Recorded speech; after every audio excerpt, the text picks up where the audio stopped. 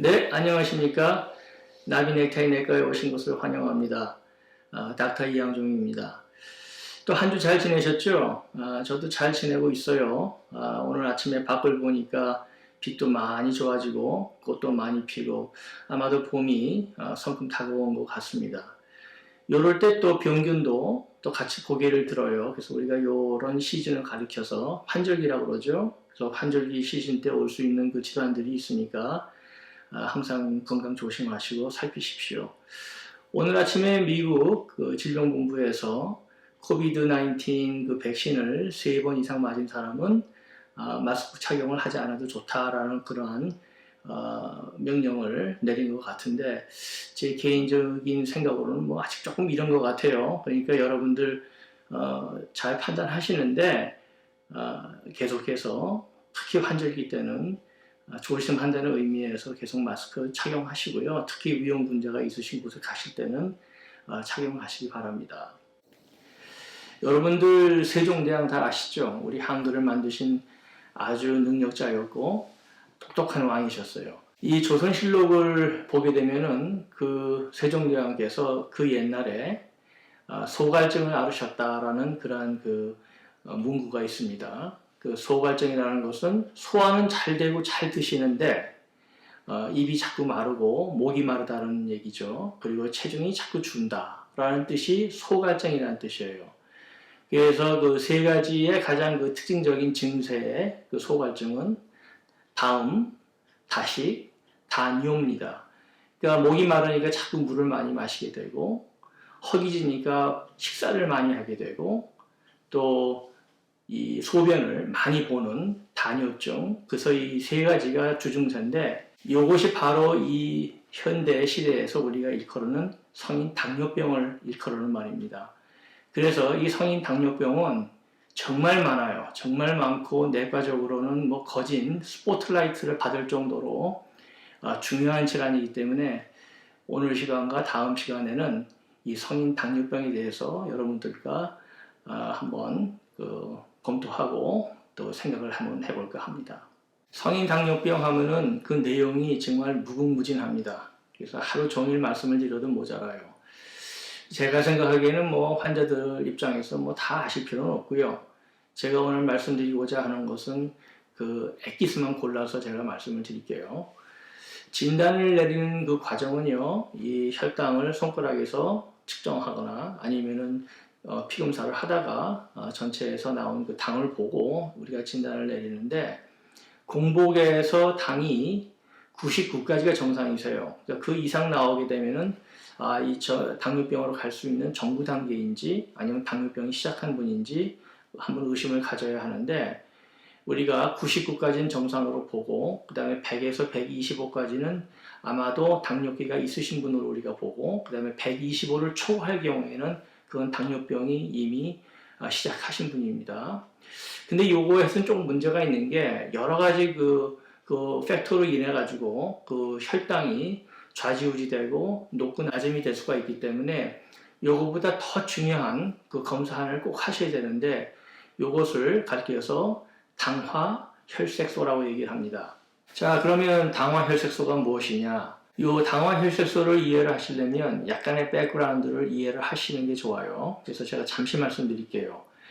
우리 몸속에서 골수라는 데가 있죠. 골수에서는 백혈구, 적혈구를 만들어내는 그런 중요한 장기입니다. 거기에서 생성되는 우리의 그 적혈구는 평균 수명이 90일에서 120일 정도 돼요. 그래서 90일에서 120일 정도 된 적혈구는 이 피에 섞여서 이 순환을 할 때에 비장이라는 장기에서 그걸 어떻게 하는지 알아가지고 다 축출을 해서 신장에서 뇨를 만들어서 밖으로 나가게끔 돼 있어요. 이 당화혈색소는 바로 그거를 이용한 거예요. 그래서 만약에 내 혈당이 높으면은 계속해서 혈관 내 벽에 존재하는 혈당이 높기 때문에 이 적혈구 표피에 가가지고 이 당이 가서 묻게 되는데, 이것은 만기형이기 때문에 우리가 한번 피를 뽑아가지고 당화혈색소를 보게 되면 지난 90일 동안 아니면 내지 120일 동안에 이분이 어떠한 레벨에서 어떤 당의 레벨에서 살고 계셨는지 우리가 정확하게 알 수 있거든요. 그래서 당화혈색소가 일반적으로 찍어서 피를 보는 것보다 훨씬 더 정확하고, 또 당뇨병 보시는 선생님들이나 또 모든 내과 의사들, 가정의학들은 이 약을 우리가 빼고 더하고 할 때 당화혈색소에 의해서 조절을 하지 절대로 혈당 하나만 가지고 하지는 않습니다. 그래서 여러분들이 병원에 가시면요, 다른 건 다 물으셔도 괜찮아요. 근데 선생님, 제 당화혈색소가 어떻게 됩니까? 라고 꼭 물어보셔야 되고, 그걸 분명히 알고 계셔야 됩니다. 그러면 당화혈색소의 수치의 정상 수치는요, 주로 4.5에서 5.7 내진 5.8까지가 정상이에요. 그리고 5.8에서 6.5%까지는 당기가 있으신 분입니다. 아직 당은 완전히 시작을 안 하셨는데 당기가 있으신 분이고, 그 다음에 6.5%를 넘어가시는 분은 그건 분명하게 당이 시작되신 분이기 때문에 확진을 하는데 굉장히 중요한 테스트라는 거 잊지 마십시오. 이름은 당화혈색소입니다. 자, 이제 여러분들 당화혈색소가 뭔지 아셨죠? 영어로는 헤모글로빈 A1C라고 합니다. 다음에는 그 증세를 좀 말씀드릴게요. 그 증세가 좀 까다롭긴 한데 혈압 때처럼 전혀 증세가 없으신 분들이 있어요.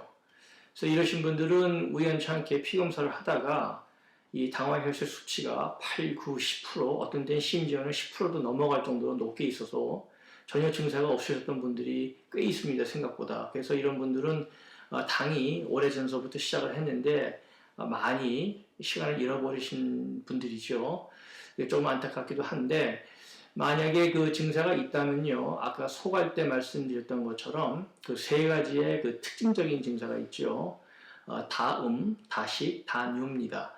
다음은요, 이 혈당이 높으니까 자꾸 이 탈수가 몸에 오면서 목이 말라요. 그래서 내가 원래 수분을 이 정도 먹는 사람이 아닌데 굉장히 목이 마르니까 많이 물을 벌컥벌컥 이렇게 들이키는 그런 상태가 되고, 그다음에 다식은 몸이 이제 써야 할 당의 어떤 그 레벨이 있는데 그 레벨에 미치지 못하고 혈중이 남아있다가 밖으로 빠져나가 버리니까 실제적으로는 당이 굉장히 부족한 상태가 돼버려요. 그러니까 몸은 그걸 인지하고 결국은 어디서 보상을 하면서 보충을 하려고 하냐면은 우리가 먹는 그 느낌을, 충동을 줘가지고 자꾸 먹게 돼요. 특히 단 거 보면은 굉장히 먹고 싶고, 그러다 보니까 다식을 하게 되고 식사를 많이 하게 되고 이렇게 됩니다. 그래서 그것이 아주 굉장히 또 특징적인 그 증세입니다. 그 허기진 거.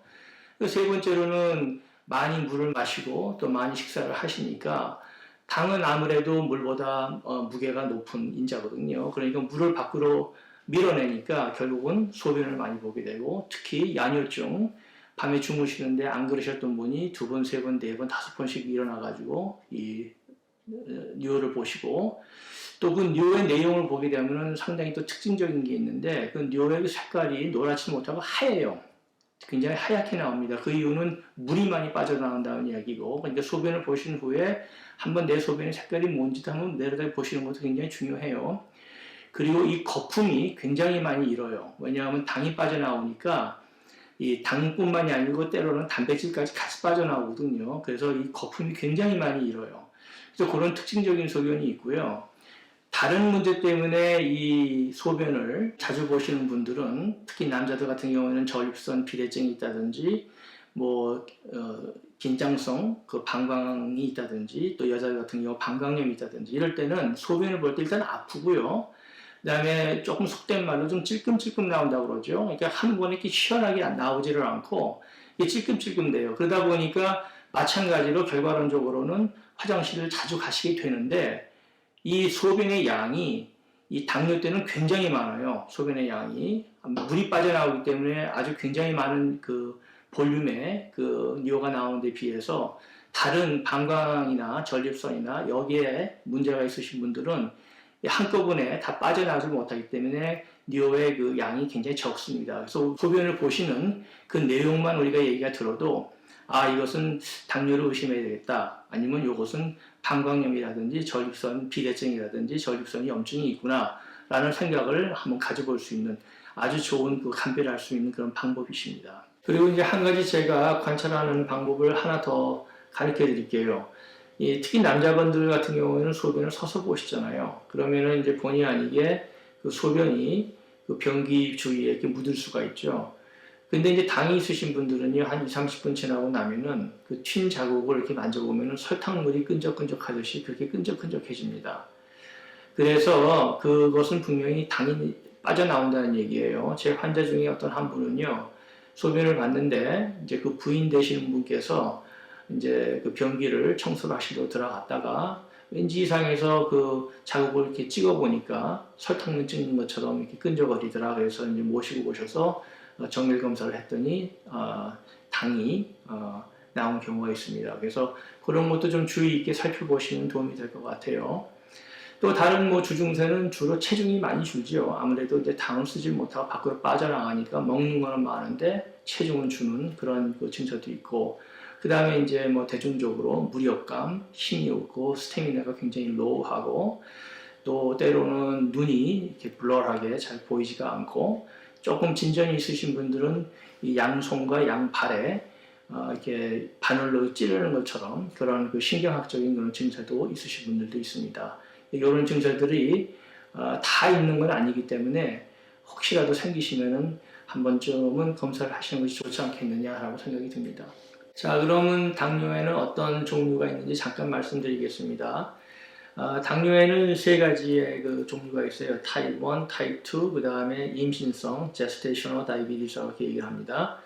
타입 1은 정확한 기전을 알려주지 않았는데, 이 타입 1은 우리 생각에는 어떤 면역학적인 질환으로 알려져 있습니다. 그래서 자기 몸에서 자기 스스로 췌장을 파괴해서 인슐린을 만들어내지 못하기 때문에 결국은 이런 분들은 그 진단과 함께 바로 인슐린을 투여하지 않으면은 삶을 이어갈 수가 없는 그런 타입의 그 당뇨예요.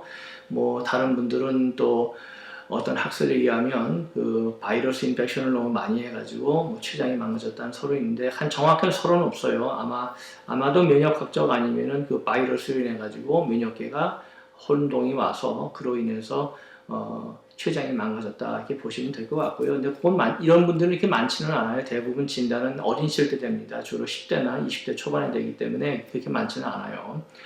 대부분의 당은 이 타입 2에 들어갑니다. 성인성 당인데, 이 성인성 당의 원인은 일단 유전인자, 부모님께서 앓으셨든지 아니면 그 선조 때 집안 내 그 가계에 당뇨가 있으신 분들, 그 다음에 제일 중요한 것은 후천적으로는 비만증이에요. 이제 특히 중년 나이가 되게 되면은 아무래도 이제 체중이 붓기 시작하고 그러다 보면은 몸의 면적이 커지는데 췌장의 기는 계속해서 떨어지니까 거기서 미스매치가 일어나죠. 그래서 이제 인슐린이 부족하게 되는 것처럼 되기 때문에 바로 거기서 이제 당뇨가 생기기 시작합니다. 세 번째로는 이제 임신부들이 생기는 건데, 임신 중에 당뇨가 생겼다가 출산이 끝나고 났는데 이게 스스로 없어지지를 않고 타입 2로 이행하는 경우입니다. 그래서 이런 경우는 이제 아무래도 이제 여자분들한테 해당되는 당뇨병이라고 생각하시면 되겠습니다. 다음 섹션은 당뇨가 가져다주는 장기적 합병에 대해서 잠시 알아보려고 합니다. 제일 먼저 우리가 흔히 보는 건요, 신경학적인 질환이에요. 그래서 이 말초신경의 신경세포를 손상을 입혀가지고 양쪽 팔, 양쪽 손이죠. 그리고 발에 따끔거리는 그런 불편한 증세가 나타나기 시작하고, 그 다음에 감각이 무뎌져서 무슨 느낌을 가지고 있는지 잘 모르시게 되고 그렇게 돼요. 심지어는 그 못을 밟아도 아프지가 않아가지고 이게 내가 못을 밟아가지고 피가 나는데도 모르시는 분 정도 있어요. 그래서 이 신경학적인 문제를 우리가 영어로 얘기해서 neuropathy라고 그러는데 아주 흔하게 보는 질환이니까 염두에 두셔야 되고요. 이제 병원에 오시면은 이렇게 플라스틱처럼 조그만 그 실처럼 돼가지고 환자가 이제 눈을 감고 그걸 이렇게 찍어봐요. 이 감각 있으시면 손을 드세요 그러고. 근데 집에서는 그러한 그 필라멘트를 찾기가 어려우시니까 제일 좋은 방법은 아주 그 소프트한 면봉 있죠. 면봉 끝을 솜을 이렇게 풀어가지고 얇게 만든 다음에, 그 다음에 환자분이 눈을 감고 계실 때 뭐 부인 되시는 분이나 남편 되시는 분이나 아니면 가족들이 발바닥부서부터 이렇게 여러 군데를 이렇게 타치를 해주세요. 그래서 그분으로 하여금 이게 오른쪽을 내가 짚고 있는지 왼쪽을 짚어주고 있는지 손을 들게 해서 그분이 감각이 있으신지 없으신지 검사해 드리는 거 아주 중요한 거니까 꼭 지침하시고 시행하시도록 하십시오. 두 번째로는 눈입니다. 이 눈은 그 당뇨병하고 굉장히 직계적인 관련이 있는 곳인데 합병을 참 많이 일으켜요.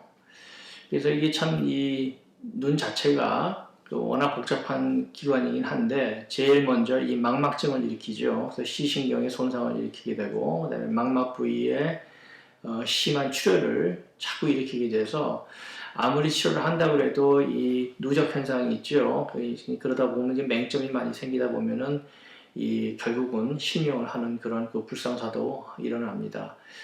또 지금 저 화면에 그 그림을 보시게 되면은 이제 저런 경우가 망막에서 피가 많이 터진 그런 그 출혈 부위예요. 그리고 굉장히 그 염증이 많이 껴있는 그런 망막이고 해서 저렇게 눈이 되니까 참 조심하셔야 되고요. 또 눈의 앞쪽으로는요, 그 각막 쪽으로는 뒤에 있는 렌즈에 문제를 일으켜가지고선 백내장도 자주 생기고, 그 다음에 녹내장도 많이 생기고, 그래서 이 눈의 합병이 굉장히 많으니까 1년에 한 번씩 꼭 안과를 찾으셔서 정밀한 안과 검사를 꼭 받는 거 권장드리고 싶습니다.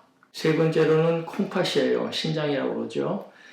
신장 역시 혈압편에서 말씀드렸던 것처럼 그 혈류를 많이 받는 곳인데 이 당이 이렇게 오랫동안 조절이 안 되면 결국은 신장 세포가 손상을 입고 망가지게 되고 기능을 못해요. 여러분들이 그 신장 투석장에 가 보시면요, 한 80%는 거진 다 당뇨 환자세요. 그래서 이 당뇨가 있으신 분들은 고혈압이라든지 고지혈증이 동반되는 경우가 대부분이기 때문에 결국은 심한 동맥경화증을 일으키게 되고 그 동맥경화증은 뇌도 뇌고 심장도 심장이지만 콩팥으로 가는 동맥에도 질환을 일으킵니다. 그래서 결국은 이제 신장이 손상을 입고 기능을 못하게 되는 거죠. 우리가 가끔씩 그 당뇨 환자들의 그 신장 초음파를 해보면은 신장 사이즈가 정상인에 비해서 많이 줄어들어 있어요. 그 얘기는 신장이 이미 죽어가고 있다는 얘기거든요. 그래서 가끔씩 그 신장 초음파도 한번 해봐서 내 신장의 사이즈가 괜찮은지 한번 살펴보시는 것도 굉장히 중요하고요. 또 신장 기능은 피검사와 소변 검사를 하시면 많이 알게 돼요. 그 피검사를 하시게 되면은 신장의 기능이라든지 여과할 수 있는 능력, 그리고 소변에서 마이크로 알부민이라는 특정한 단백이 빠져나오고 있는지 등등을 검사하시면 돼요. 한 가지 더 참고로는요, 혹시 그 뇌에서 마이크로 알부민이라는 그 단백뇨가 생기기 시작하시면은 때로는 그런 분들은 혈압이 정상인데도 특정한 혈압약을 씁니다. 그래서 혈압을 좀 더 낮춰주고 그리고 단백뇨가 나오는 것을 가역적으로 돌려주기 위해서 그런 치료도 가끔씩 생각을 해볼 수 있으니까 혹시 여러분들께서 나는 혈압이 없는데 웬 혈압약을 주세요 라고 질문을 하시면 아마도 그런 대답을 하실 거예요. 치료하시는 분이. 그러니까 그것도 이해를 하고 계시면은 좋겠습니다.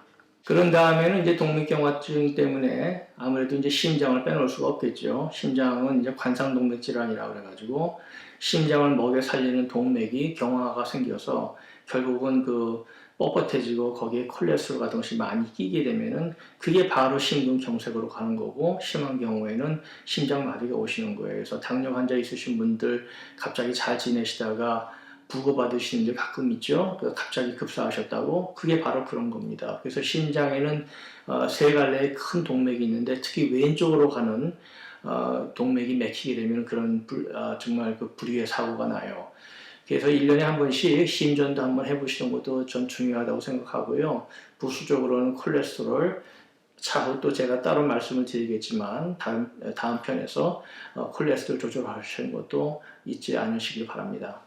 제가 이 당뇨의 합병은 머리끝부터 발끝까지라고 제가 말씀을 드렸죠.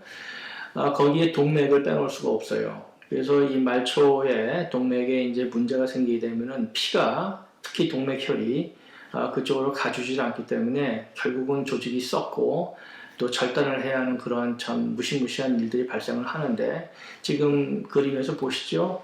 발이 저렇게 됩니다. 그래서 이 발 검사는요, 당뇨가 있으신 분들은 정말 반드시 하셔야 돼요. 그래서 한 달에 한 번씩은 꼭 하십시오. 아까 제가 말씀드렸던 것처럼 신경절에 문제가 있는지 없는지 이 면봉 끝으로 감각도 검사를 하시는데 그것도 중요하지만 이 발가락 사이사이에 이렇게 벌려서 혹시 거기에 어떤 금이 생기지 않나 곰팡이 같은 것이 쓸지를 않는지, 그 다음에 나도 모르는 사이에 무슨 물집 같은 것이 생기지 않았나 반드시 점검을 하십시오. 그래서 이 감각을 점검하는 것도 중요하지만 그러한 이 육체적으로 어떤 체인지가 있는지도 굉장히 중요해요. 그리고 이제 그 사진에서도 보시겠지만요. 동맥혈을 짚어보시는 방법인데 복숭아뼈 뒤쪽으로 혈 하나가 있을 것이고요. 발등 위에 혈이 하나 있을 거예요. 그 두 가지 혈은 발을 먹여 살리는 동맥이기 때문에 이 심하게 발에 문제가 생기신 분들은 그 동맥혈이 없어져요. 동맥혈이 없어지면서 발이 굉장히 파랗게 되고 굉장히 시리고 아프고 빨갛게 되고 아주 그냥 성난 모습의 발이 되거든요. 그래서 고기를 만지셔가지고 혈이 이렇게 똑딱똑딱 뛰는지 그거를 살펴보시고 만약에서 혈이 안 만져진다 하실 때는 병원에 반드시 가세요. 반드시 가셔서 그 혈을 잡아주는 그 초음파가 있거든요. 그래서 간단하게 검사하시면은 동맥혈이 글로 가고 있는지 안 가고 있는지를 알게 돼요.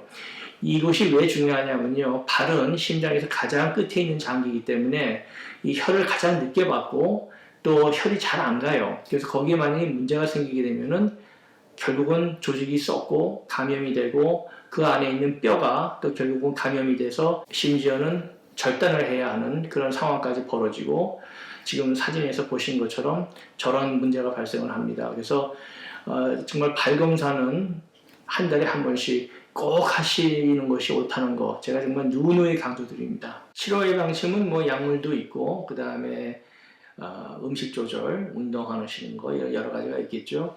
약물에 대해서는 제가 뭐 길게 말씀을 안 드리고 싶어요. 왜 그러냐면은 지난번처럼 한국에서 쓰는 약과 또 미국에서 쓰는 약이 좀 다르고 또 약 문제는 치료하시는 분하고 직접 상의를 하셔가지고 걸맞는 약을 고르셔야 되기 때문에 여러분들한테 제가 맡길게요. 이 음식 조절하는 문제는 그냥 하시는 것보다도 좀 체계적으로 하시는 게 좋은데 한 가지 키 팩터는 뭐냐면은 이 다른 병이 있을 때는 음식을 자꾸 먹으라고 그러는데 이 당뇨만큼은 자꾸 먹지 말라고 하는 아주 이 고달픈 격이죠. 근데 이게 잘못된 개념이에요. 이 먹지 않는 개념이 아니고 어떻게 먹느냐가 중요합니다. 그래서 이 내용은 제가 특별하게 한 세션을 다시 만들어서 다음번에 제가 말씀을 드릴 텐데 이것도 체계적으로 하시는 방법이 있고 또 계속해서 오랜 세월 동안 유지할 수 있는 그러한 식단을 만들 수 있는 방법이 있으시니까 그것은 제가 다음번 뵐 때 말씀드리도록 하겠습니다. 오늘 이렇게 들어오셔서 시청해 주셔서 정말 감사합니다. 이 당뇨병이라는 것은 여러분도 많이 아시고 계시지만 정말 이 중대한 성인병이고 또 합병이 워낙 많은 병이기 때문에 반드시 잘 진단하시고 치료하셔야 된다는 거 잊지 마십시오. 감사합니다. 닥터 이양정이었습니다.